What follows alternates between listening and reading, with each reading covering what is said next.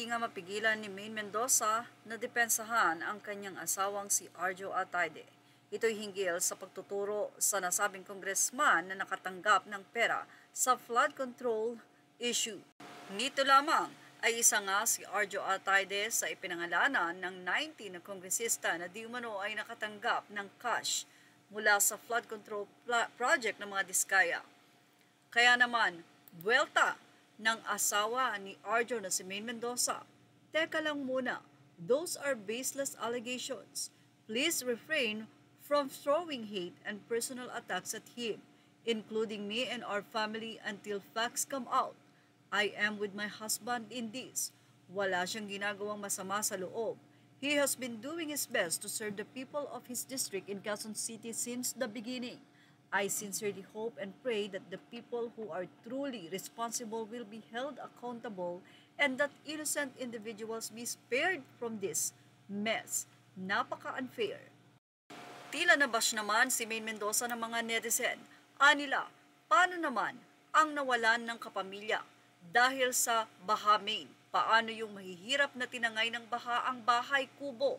Asawa mo yan, pero hindi mo nababantayan 24/7. Ikaw ang baseless Maine, may apidabit na nga ang mga Diskaya.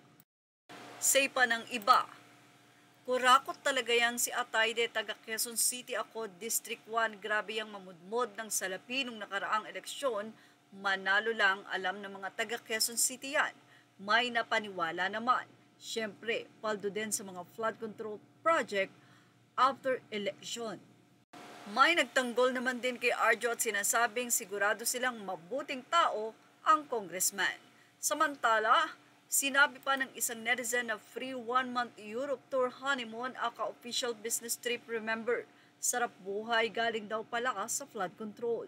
Say pa ng ilan, ano naman daw ba ang mapapala ng mga Diskaya couple if kung sino-sino lang pangalanan nila? Dapat nakasulat sa ledger yan na kumubra din sila, hindi ba? Naungkat din ang nasabi nga pong issue ng ama ni Arjo at sinabing pati biyanan ni Maine ay sangkot din. Samantala, isa din sa pinangalanan ng mga Diskaya ay ang kapatid ng aktor at councilor ng Quezon City na si Alfred Vargas. Isa, si Rep.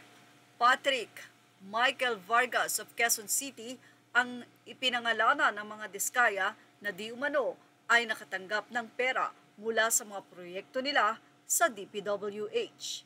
Inaantay naman ang pahayag dito ng mga sangkot na ang ilan ay nag-deny na. Yan ang ating Showbiz Snap update. Images or all credit to the rightful owners. Please like, share, and subscribe.